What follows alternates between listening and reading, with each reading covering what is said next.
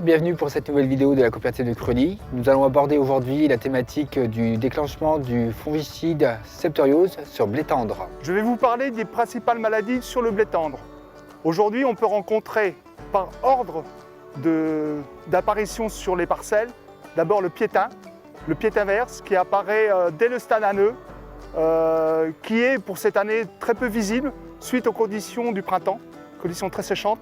Ensuite, nous avons le odium qui peut apparaître également sur des parcelles de variétés sensibles, qu'on a très peu cette année également, vu les conditions du printemps. Ensuite, nous avons la septoriose. L'inoculum se trouve au niveau du sol. Il monte ensuite de feuille en feuille avec les projections des gouttelettes d'eau.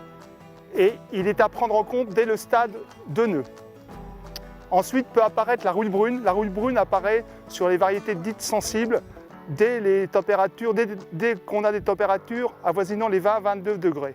Et ensuite, nous avons la fusariose des épis qui apparaît à l'épiaison des blés sous un climat humide et frais. L'un des leviers pour diminuer la nuisibilité des maladies est de jouer avec la génétique en jouant avec les résistances et les tolérances variétales. Ces critères sont d'ailleurs particulièrement regardés lors de l'élaboration du plan de multiplication avec notre filiale de station de semences Omnisem. Les trois critères de sélection sont la productivité pour vous assurer un rendement convenable, les critères technologiques pour répondre aux demandes du marché, et enfin, et pas des moindres, le comportement vis-à-vis des maladies, notamment la septoriose. La majorité de nos variétés dans notre gamme blé meunier ont des notes de septoriose allant de 6 à 7,5. La septoriose s'observe à partir du stade de nœud de la céréale, pas avant. C'est à partir de ce moment-là où les contaminations risquent d'avoir une incidence sur le rendement.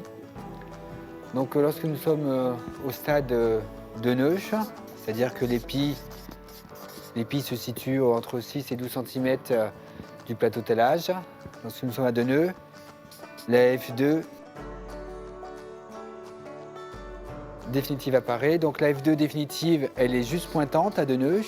Ça, c'est les F2 définitives, F3 définitive et F4 définitive. Si sur la F2, sur des variétés sensibles, on note plus de 20% de présence de septoriose sur les feuilles, à partir de ce moment-là, il est important de déclencher un traitement. Aujourd'hui, à la coopérative de Cruely, nous avons majoritairement des variétés qui sont peu sensibles à la septoriose. Donc pour cette même stade d'observation, ce n'est plus 20%, mais c'est 50% des feuilles avec présence de taches de septoriose qui nous permettent de décider de déclencher le traitement. Au niveau protection fongique, nous avons encore plusieurs familles chimiques de disponibles. Nous avons par ordre d'utilisation tout d'abord les triazoles. Les triazoles permettent de combattre la septoriose et les rouilles.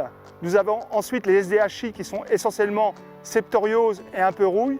Nous avons les strombinurines essentiellement aujourd'hui sur les rouilles. Et nous avons également les produits dits de contact multisites, dont le soufre en fait partie. Ce soufre est utilisé sur les premières infestations de septoriose. Il est évident qu'il faut prendre quelques précautions à l'utilisation des soufres qui aujourd'hui peuvent précipiter à l'intérieur du pulvé. Le soufre demande quelques précautions à l'utilisation. Une mise en solution dans le pulvérisateur en incorporant tranquillement les volumes et ensuite bien agiter et veiller à une utilisation rapide après la mise en solution. De plus, le rinçage des rampes et de la cuve doit intervenir maximum 2 heures après la fin d'utilisation pour éviter tout dépôt au sein de la cuve et des buses. Lors de la pulvérisation, il est important d'avoir un pulvérisateur bien réglé, en parfait état de fonctionnement. Le pulvérisateur est une chose importante. Les conditions climatiques sont également très importantes.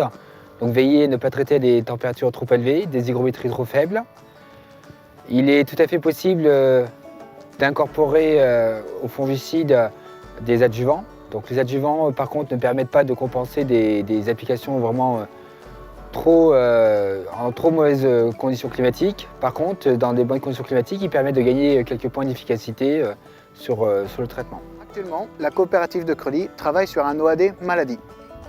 L'objectif est d'évaluer le risque de développement d'une maladie comme la septoriose de manière dynamique afin de vous aider dans la décision du déclenchement de votre traitement. L'outil va croiser plusieurs paramètres, dont des paramètres concernant l'environnement de la parcelle, c'est-à-dire le type de sol et la génétique de la variété emblavée.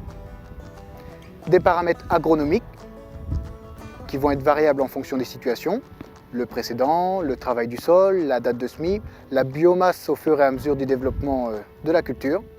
Et enfin, des paramètres météorologiques avec les historiques des conditions météo et les prévisions. Avec l'ensemble de ces données, l'outil va évaluer un risque faible, moyen ou fort du développement de la maladie, ce qui vous permettra à vous, agriculteurs, d'affiner et de raisonner votre stratégie de lutte phytosanitaire.